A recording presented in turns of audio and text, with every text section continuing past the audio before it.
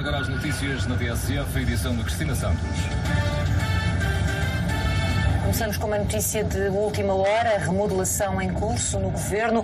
O Ministro das Finanças, Vítor Gaspar, pode sair do Governo. A TSF sabe que Pedro Passos Coelho vai ser recebido ainda esta tarde em Belém, no Palácio de Belém. Em Portugal, era oficialmente verão há 3 dias.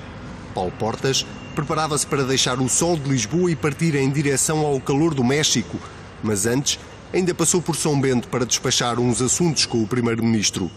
Passos Coelho tinha um inadiável. Vítor Gaspar há muito que queria sair do Governo e não dava para esperar mais. Portas não podia estar mais de acordo. Eu serei poupado em detalhes porque tenho um dever de reserva, sendo membro do Governo. Eu sabia que o Ministro de Estado e das Finanças queria sair, sabia que havia a necessidade, num determinado momento, de fazer a substituição. Também entendia que o Governo devia ter uma componente económica mais forte. Pessoalmente, Portas e Gaspar sempre tiveram uma boa relação, mas se o sentido de humor os unia, a política afastava-os. E de que maneira? Portas sempre olhou para Gaspar como um técnico, muito colado aos ideais da Troika e incapaz de lhes fazer frente. Várias figuras do CDS, com a conivência de Portas, claro está, tinham vindo publicamente defender que era chegada a hora de fazer uma remodelação no Governo que permitisse entrar numa nova fase, num novo ciclo de governação. Paulo Portas só não contava com a solução que Passos Coelho tinha para substituir Vítor Gaspar. A Ministra Maria Luísa Albuquerque é minha colega de Governo, eu trabalho com ela frequentemente, a minha relação com ela é absolutamente natural, é institucional, é profissional, damos-nos bem e, portanto, a única coisa que eu lhe posso dizer é que, para mim, havia uma questão de fundo, que era, nós precisávamos de evoluir para uma segunda fase na legislatura. A verdade é que a troca de Vítor Gaspar por Maria Luísa Albuquerque começou a ser preparada meses antes, sem que Paulo Portas suspeitasse de alguma coisa. Ele alguma vez lhe deu a entender que gostava que fosse a sucessora dele? Deu. Essa talvez tenha sido uma das razões que me levou a tentar mais veementemente demovê-lo. Em que fase é que isso aconteceu? Pode-nos contar esse... Alguns meses antes. Alguns meses antes de fechar a 7ª avaliação? Antes da admissão, portanto, já em 2013, de vez em quando falava-me nisso. Nessa possibilidade, mas uma coisa muito, muito vaga ainda. E como é que reagia?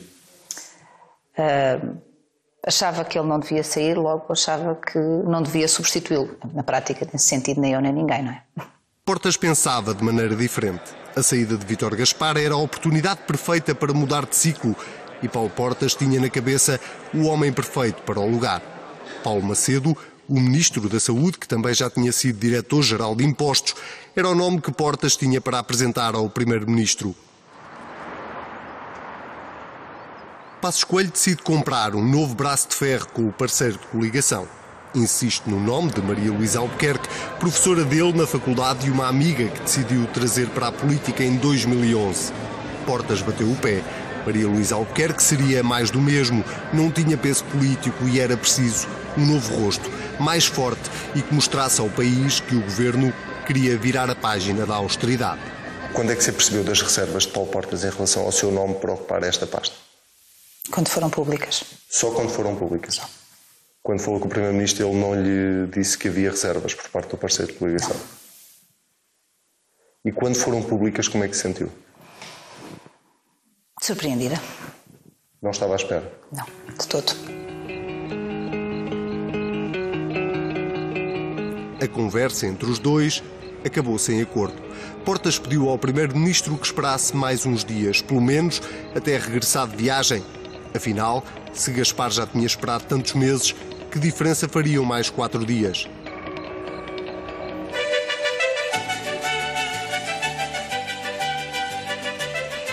No México, Paulo Portas cumpria mais uma missão de diplomacia económica, convencido de que Passos Coelho esperaria por ele para decidir a substituição de Vítor Gaspar. Mas, para o Primeiro-Ministro, a decisão estava tomada. Maria Luísa Albuquerque seria a nova Ministra das Finanças e a tomada de posse teria que acontecer o mais rapidamente possível. Passos pegou no telefone e ligou para o México a informar o parceiro de coligação. Para Paulo Portas, este era um filme repetido. Passou horas ao telefone a tentar demover o Primeiro-Ministro. Usou todos os argumentos que tinha, incluindo o de que o CDS tinha congresso marcado para daí umas semanas e o nome de Maria Luísa Albuquerque não seria seguramente bem recebido pelos centristas. No final do telefonema, Portas promete a Passos Coelho que segue para São Bento, mal aterra em Lisboa. A viagem da Portela a São Bento não demorou mais de meia hora. Depois de alguma conversa de circunstância, Portas puxou o assunto da substituição de Vítor Gaspar. Passos matou-o de imediato. Já estava tudo tratado, o nome de Maria Luísa Albuquerque já tinha sido enviado ao Presidente. Eu não vou dar detalhes, porque sou membro do Governo e tenho um dever de reserva. A única coisa que eu posso dizer é que as coisas aconteceram de uma maneira que me obrigava a fazer o que eu tive que fazer. Era a gota de água num copo que já estava a transbordar. Quando regressou ao Palácio das Necessidades, Portas deixou cair um desabafo. Isto acaba aqui. E foi para casa refletir. São 4 horas, agora as notícias na TSF, edição de Cristina Santos.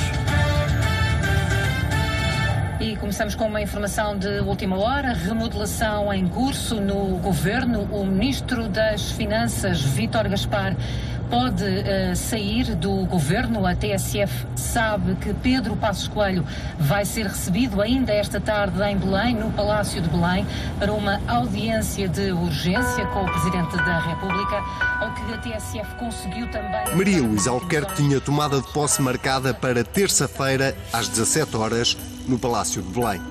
Paulo Portas começou o dia como terminara o anterior. Regressou a São Bento, decidido a informar o Primeiro-Ministro que não aguentava mais tanta desconsideração e que iria demitir-se. Há umas alturas na vida em que o que é relevante é o que a nossa consciência nos diz. E torna-se pouco relevante o que é que os outros pensam de nós. Aquilo que é relevante é o que a nossa consciência nos diz. Eu só lhe posso dizer que as coisas aconteceram de uma determinada maneira que me tornou obrigatório eu pedir admissão. Passos Coelho não o terá levado muito a sério. Portas saiu de São Bento ainda mais convencido de que não havia outra coisa a fazer. Quando regressou ao Ministério dos Negócios Estrangeiros, sentou-se e começou sozinho a escrever a carta de demissão.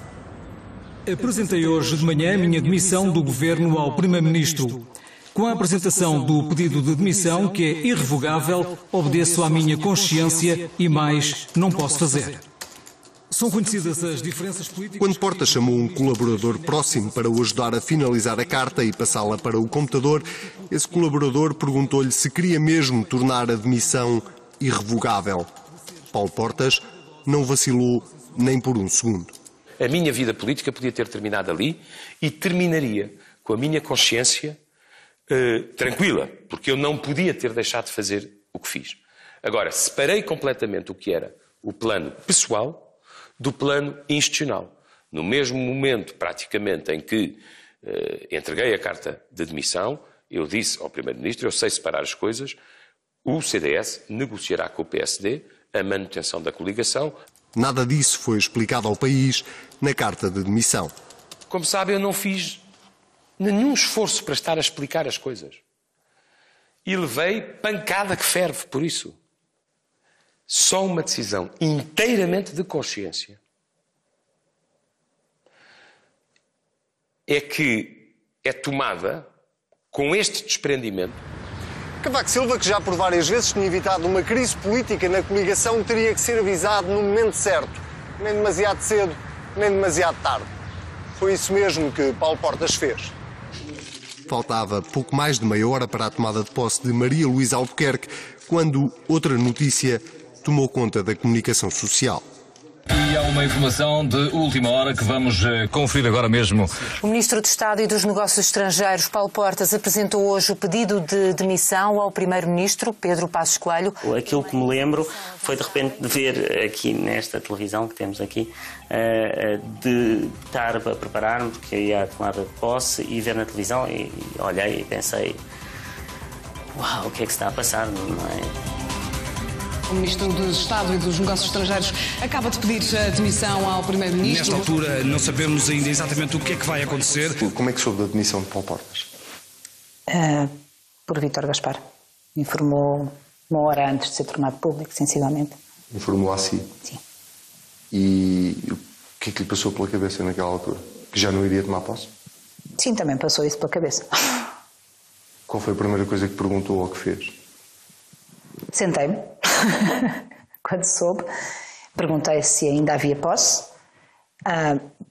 Naquela hora exata não sabíamos, fiquei a aguardar se havia desenvolvimentos, não houve, e fui para Belém para tomar posse. Aos 2 dias do mês de julho de 2013... O Presidente da República decidiu dar posse à nova Ministra das Finanças, mas, ao contrário do que é habitual, o Governo não foi em peso à cerimónia. Perante a demissão de Portas, os ministros do CDS não só não foram a Belém, como começaram também eles a escrever uma carta de demissão. Os meus colegas do CDS que eram ministros, quer a Assunção Cristas, quer o Luís Pedro Mota Soares, foram de uma enorme lealdade institucional, e eu desaconselhei-os quando eles me disseram que quereriam sair comigo. E eu disse-lhes, não saiam. Secretário de Estado dos Assuntos Fiscais. Paulo Núncio não sabia o que fazer. O único homem de Portas no Ministério das Finanças tinha posse marcada juntamente com Maria Luísa Albuquerque. Pensou em não ir, mas de Belém chegou uma mensagem clara. Não se falta a uma tomada de posse. Eu presumo que a sua tomada de posse não seja propriamente o sonho de ninguém, não é? Mas é memorável. Diferente, pelo menos. Exatamente. Mas não era a tomada de posse que tinha imaginado? Não tinha imaginado verdadeiramente uma tomada de posse, aliás. Todo aquele período foi pesado. Maria Luísa Albuquerque podia ter ficado na história como a ministra que esteve menos tempo em funções. Passos Coelho tratou de garantir que isso não aconteceria. Se eu achasse que isso resolvia o problema, teria saído imediatamente. Mas a questão não se colocou nesses termos. Nunca colocou essa questão ao Primeiro-Ministro? No sentido de podes retirar o convite se quiseres? Claro que coloquei. Isso aconteceu no dia da tomada de posse? Sim, aconteceu no dia da tomada de posse. Não se coloca a questão de um membro nomeado pelo Presidente da República não comparecer a uma posse. Eu acho que isso seria claramente um limiar sem retorno. Agora, imediatamente após, poderia haver uma renúncia, com certeza.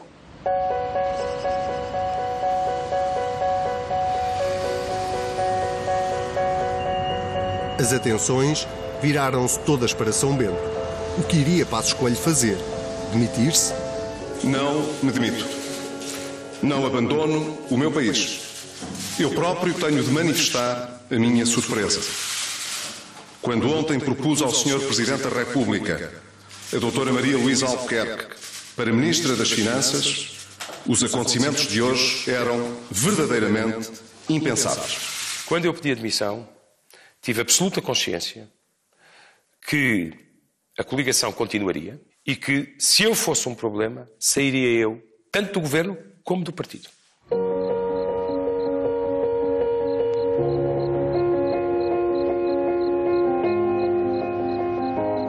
A crise política teve reflexos imediatos nos mercados. Os juros voltaram a disparar, o futuro de Portugal voltava a ficar em causa e ninguém conseguia antecipar o desfecho desta história. No Caldas, o almoço da Comissão Executiva do CDS foi dos mais duros que Portas teve que enfrentar nos 16 anos que leva à frente do partido. Ouviu de tudo, explicou tudo, mas não convenceu quase ninguém. O partido exigia-lhe que ficasse. Não sente que para a opinião pública isto possa parecer uma jogada política? Não foi de todo, acabei de lhe explicar. Essa entrevista há de servir para alguma coisa. Acabei de lhe explicar a liberdade e a obediência de consciência com que eu agi. Acabei de lhe explicar o desprendimento com que eu agi. Mas o que é que o convenceu a ficar? O governo ficou mais equilibrado. A relação entre os dois partidos ficou mais... Foi um primeiro-ministro. Espera. Anselmo, eu não vou ir para além disto que lhe estou a dizer. Portanto, não vamos estar a insistir sempre no tapete rolante. Durante 2 dias, Paulo Portas negociou com Passos Coelho os termos da nova coligação que o primeiro-ministro apresentou a Cavaco Silva logo no dia 5 de julho. Os ministérios seriam remodelados, Pires de Lima entrava para a economia, Portas subia a vice-primeiro-ministro e Maria Luísa Albuquerque mantinha-se nas finanças. Alguma vez falaram sobre aquele período? Não. Nunca sentiram necessidade disso? Eu não. E ele também não? Aparentemente. A última palavra era do Presidente, mas Cavaco Silva decidiu aproveitar esta crise para tentar um acordo entre o PSD, o CDS e o PS. Para convencer os socialistas, assinou-lhes com eleições antecipadas e seguro esteve por um fio para assinar esse acordo. Acabou por roer a corda. Foram 3 semanas de reuniões, de avanços e recuos, de dúvidas e, sobretudo, de uma enorme angústia quanto ao futuro do país. O resultado final foi uma espécie de casamento de conveniência em nome do interesse nacional.